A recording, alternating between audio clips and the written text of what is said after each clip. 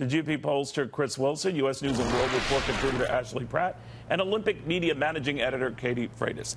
Katie, what do you think of that? That they're trying to, sort of pivot the president back to the economy, talk about the economy, talk about job opportunities, which he's doing a great deal of today, because this is a winner for them.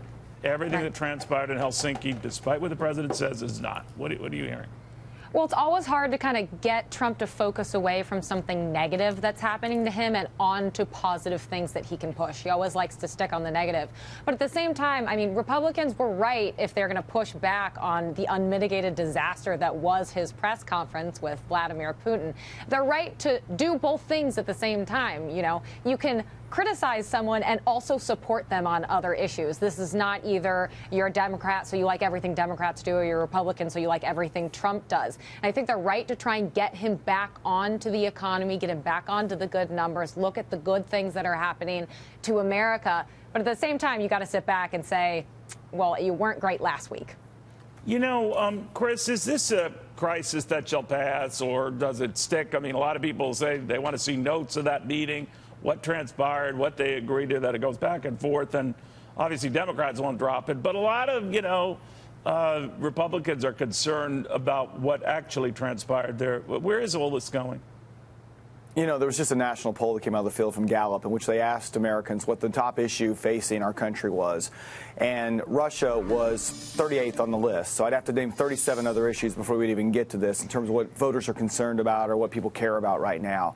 And I think the challenge the Democrats have with this is when you have Nancy Pelosi making the sort of comments that you just played, she becomes so unhinged about everything, and not everything can be a crisis. And they've got to pick one or two things if they want to make something a crisis. So the more the Democrats are out there calling for impeachment or calling for hearings or calling to subpoena translations, it sort of causes the American people to tune it out and think that it's just another made-up crisis that, to take the words of Rahm Emanuel, that they're trying not to let go to waste. And in the meantime, the economy is going to keep humming along, and Republicans in Congress are going to keep trying to do more to create more jobs and to keep that process going and the economy strong. Yeah, so they hope. Ashley, I mean, it's Republicans, too, who were concerned when they first heard or saw this performance of the president, fairly or not, that he wasn't tough enough. And so to a man and woman, they did come out and express concern.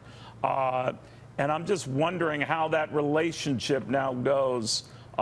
They're not taking him on to say, wait a minute, we're going to go after you on the floor of the Senate, for example, and sort of police further actions that we can take on our own. I think they have a measure considering additional sanctions if the Russians do this again, but it so far has no teeth in it. But how do you see this going?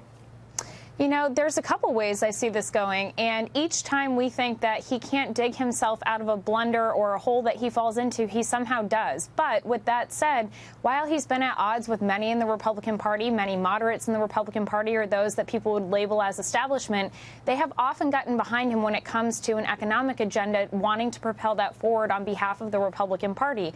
But when he does things like this, which when you have Newt Gingrich coming out, who's been one of Trump's most I think articulate supporters in a lot of ways on almost everything, he'll come out and clarify what the president has said. When he comes out and disagrees with something that's been done and says this needs to be rectified, that poses a bit of a problem, and it gives those establishment Republicans a leg to stand on when they're going after him. So I do think moving forward, Republicans really need to figure out what they're going to do here. Are they going to fall in line with everything the president does by way of just a unified agenda, or are they going to fight him tooth and nail on everything that's going to happen, given the fact that they don't think that he can control his tongue and can possibly wind us up into a dangerous situation with a dictator in Russia?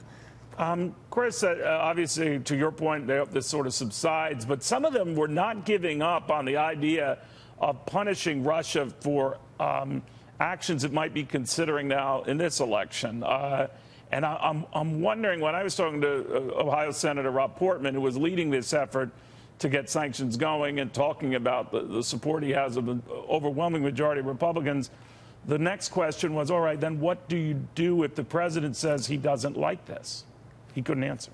Well, it is a difficult question to answer, because I think anybody who looks at our election system and doesn't have a complete respect for the integrity of it and making sure that no foreign power has the ability to cause issues there, that's very problematic. And so that is one issue where I think you're going to find Republicans working together, and hopefully, if the intelligence community is also there saying that we've got to make sure that we've got to take sanctions against a certain country for trying to interfere, then I hope that is one where the president and Republicans can all come together and agree. Do you think they can, Ashley?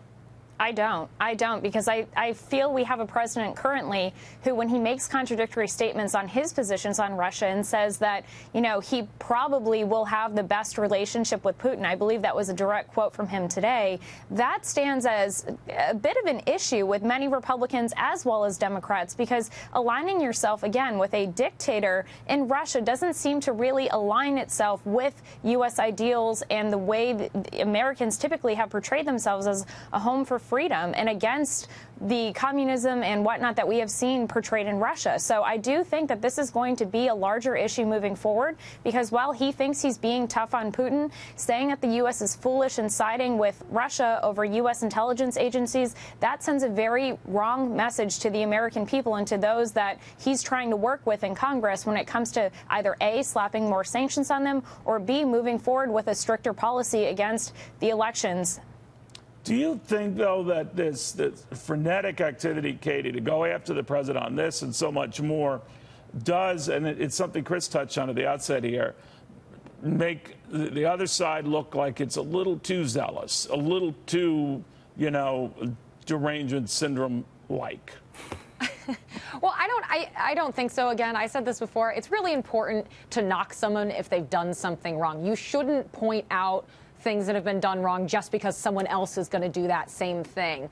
I will say, though, to Ashley's point, the problem with Trump is he needs to stop. You can't be flattering Vladimir Putin. You can't be doing that. You can't be saying nice things to him, because then on the left, they'll shake their fists and they'll scream that Trump's in bed with all the dictators in the world. And that's, of course, not true. But it lends some sort of credence to this irrationality, and that doesn't help anyone. All right. Thank you very, very much, guys. Appreciate that.